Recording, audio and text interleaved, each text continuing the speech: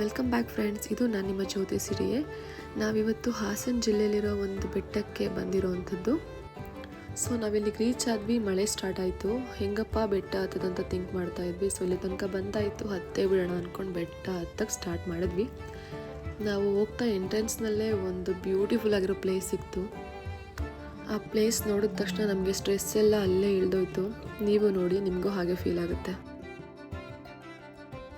ನೇಚರೇ ಹಾಗಲ್ವಾ, ಎಲ್ಲನೂ ಮರೆಸ್ಬಿಡುತ್ತೆ. ಅದರಲ್ಲೂ ಈ ಪ್ಲೇಸ್ ಅಂತೂ ಮಿರಾಕಲ್.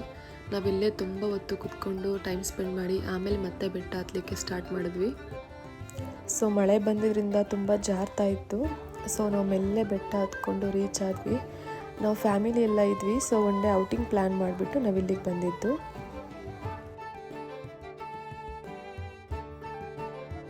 ನಮ್ಗಲ್ಲಿ ಸುತ್ತ ಎಲ್ಲಿ ನೋಡಿದ್ರೂ ತುಂಬ ಒಳ್ಳೆ ವ್ಯೂ ಪಾಯಿಂಟ್ಸ್ ಇತ್ತು.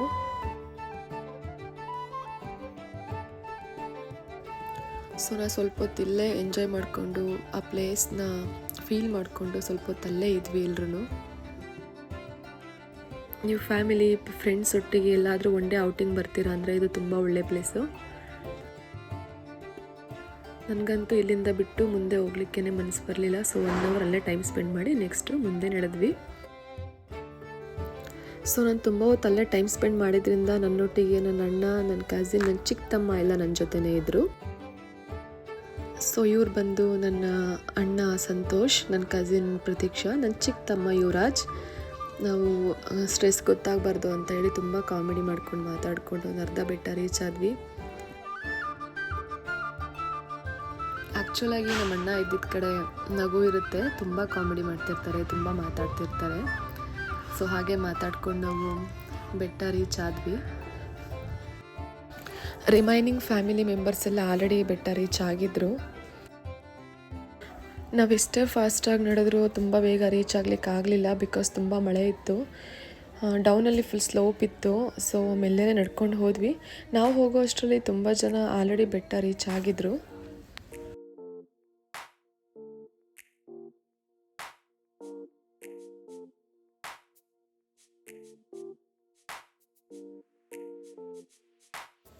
ಇಲ್ಲಿ ಪ್ರತಿ ವರ್ಷ ಜಾತ್ರೆ ಕೂಡ ನಡೆಯುತ್ತೆ ಅಂತ ಕೇಳ್ಪಟ್ವಿ.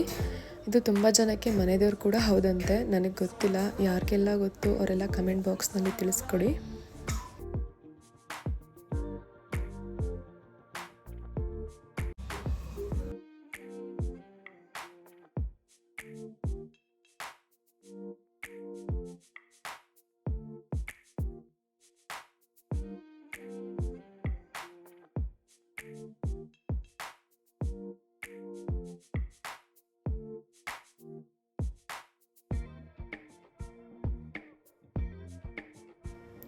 ಇದೇ ಥರ ಹೆಚ್ಚಿನ ವೀಡಿಯೋಸ್ಗಳಿಗಾಗಿ ನನ್ನ ಚಾನಲ್ನ ಸಬ್ಸ್ಕ್ರೈಬ್ ಮಾಡ್ಕೊಳ್ಳಿ, ಲೈಕ್ ಮಾಡಿ, ಶೇರ್ ಮಾಡಿ, ಕಮೆಂಟ್ ಮಾಡಿ. Thanks for watching.